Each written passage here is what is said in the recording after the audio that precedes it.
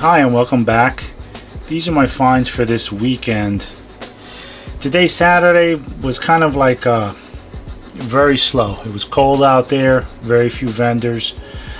Basically, I just picked up one lot from the guy that I usually pick up from. He's always there.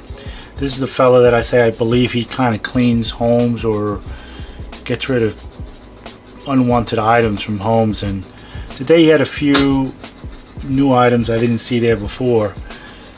First, even though this is not vintage, I couldn't let this go. It's a Jasco premium paint and epoxy remover, brand new from this year. It has a manufacturer's date of January of 2019. These are going at Lowe's for $17, and I do use these for some of my restorations when they're a little older and I'm not sure if it's lead paint or not. So for the asking price of this lot, this was a steal. The other item that I've seen there before, but I kind of took a better look at it. This is a Yankee Handyman spiral screwdriver set, or screwdriver. It's made by the North Brothers Manufacturing Company out of Philadelphia, and it's still fully functional.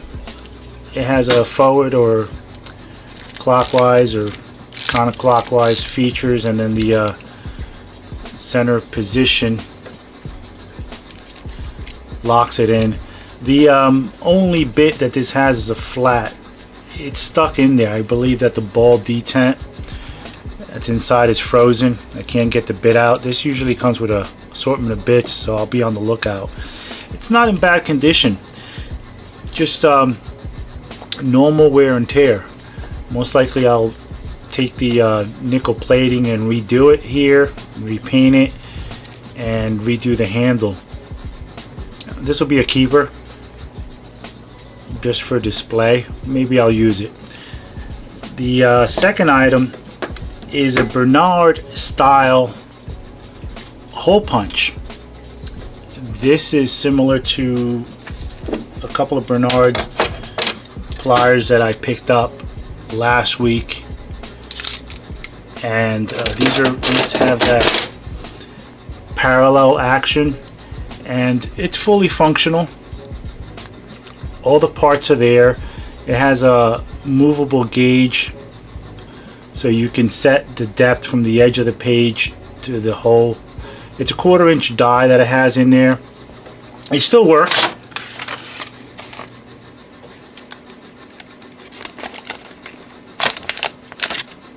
Well, it's a little rusty maybe. This is basically, I have to take it apart, clean it up thoroughly and oil it, and maybe clean up this part here. The spring is rusted. However, this one's made by a company in England, by the Maun M-A-U-N Industries. They're still around making products like this.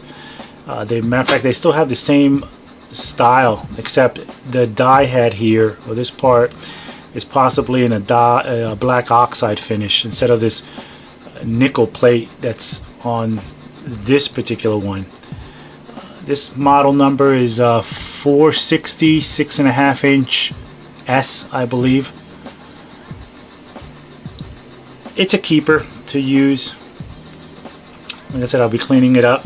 This entire lot, he was asking, he wanted $9 for everything, and I managed to knock him down to $7 for this. So even for $7, you know, let's say it was two and three, still not a bad deal. Let's say roughly $3 to $4 for this, considering this is like $17 right now in the store, in the big box stores.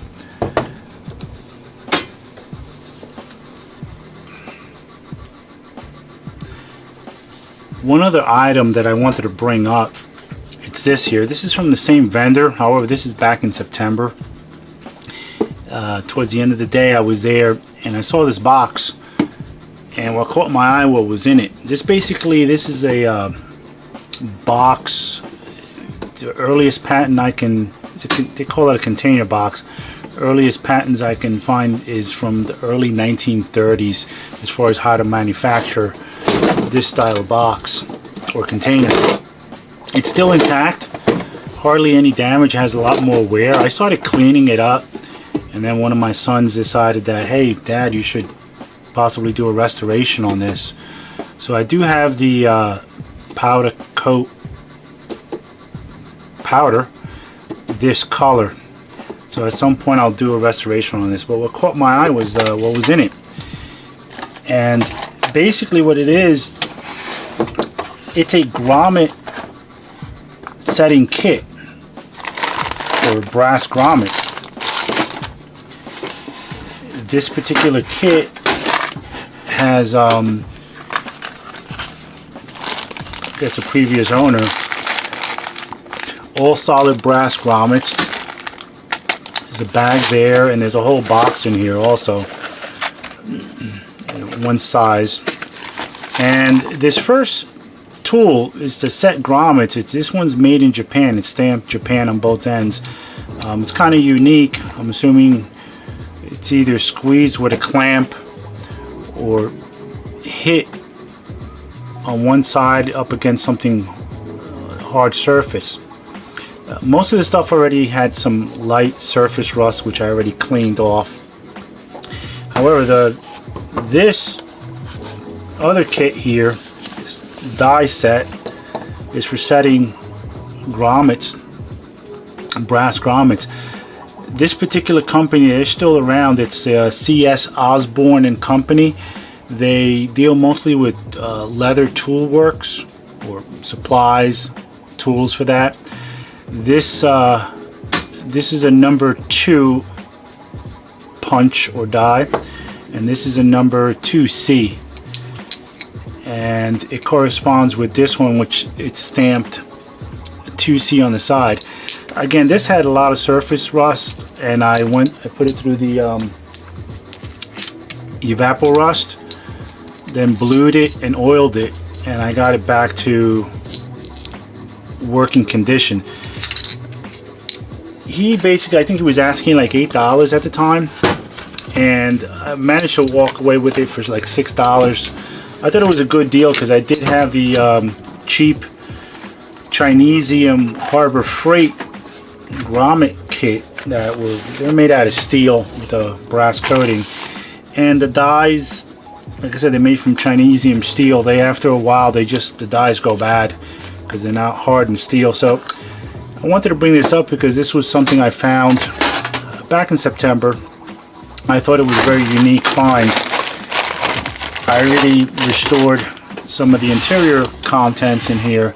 However, at some point in time, I plan to do a restoration on this box, take it completely apart, and powder coat the whole thing, and then put this back in there.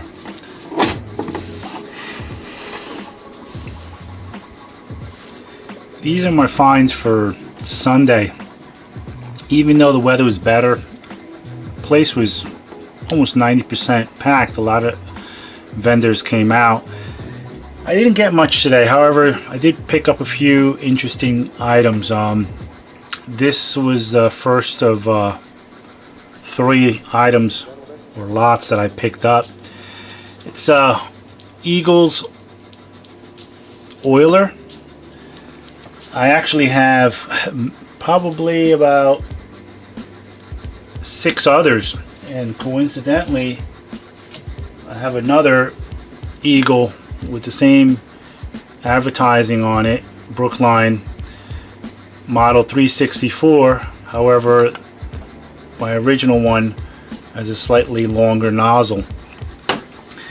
I also have quite a collection of various styles of these oilers. Oil cans, like the old-fashioned that you push from the back, and a few or many different type of oil cans, that like the 3-in-1 oil, liquid wrench, and various other brands and styles. I do love those vintage cans. I can't get enough of them when I can find them either very cheap. This I thought he was going to hit me for about $2 a piece, and he said $1 for both. The second item is this, again, another hand drill, no name brand, still functional, just needs to be cleaned up, restored, and this is just a keeper, just for display purposes. This measures 8.5 inches, the smallest one I have. If anybody has any information on this, please let me know. I can't find anything. The only thing on here says made in the USA, which is embossed into the casting. It's a very simple design on this one. Wooden handle, the jaws are still there and they work fine. It just has a lot of surface rust and has to be cleaned up. No damage. As you can see, the paint's coming off. But I thought this was amazing, and when he said, you know, pretty much 50 cents a piece for $1, I took it. Can't pass up on something like this. Haven't seen anything this small yet. This will probably be number 5 that I have. The next one up, you've probably seen, is this other one, this Handyman.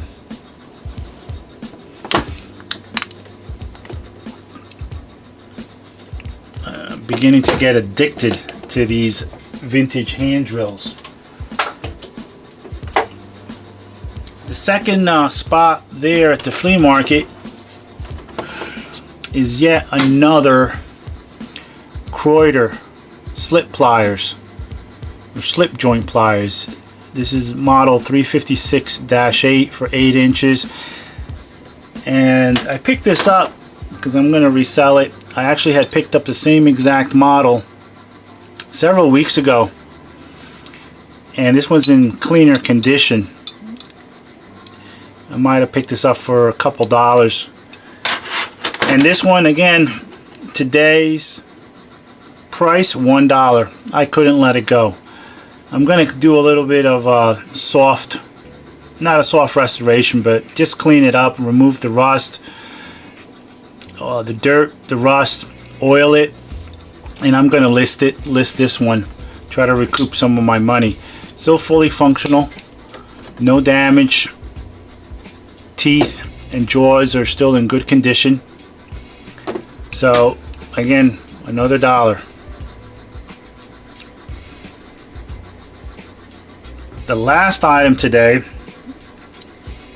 just picked up 3 lots, or from 3 different tables here, is yet another. I've been lucking out with these Bernard style parallel pliers. This, again, $1 today. This is made by Sargent, and last week I had picked up 3 of them, and I picked up a similar one, same length, 4.5 inches. This one does say Sargent on the side, made by Sargent, and this one is Bernard, made by Sargent. However, I think this is a later model than this one here, because this one has a better finish on it than this one. This one still works, fully functional, just a lot of rust. So this will be, again, this will be for sale. I'll clean it up, probably buff it out and oil it so it can be listed. So today, 4 items, $3 total. It was a quick kind of walkthrough. There wasn't anything new. I'm hoping that maybe next week, if possibility the weather's good and I do go out there, I'll find some more interesting stuff. But yeah, either way, it wasn't a bust. This whole weekend it was $10 total. Yesterday was $7 and today was $3. So did find a few good items, and I'm hoping to recoup some of my money by cleaning these up and reselling them. Anyhow, thank you very much for watching. Enjoy, and I'll catch you on the next one.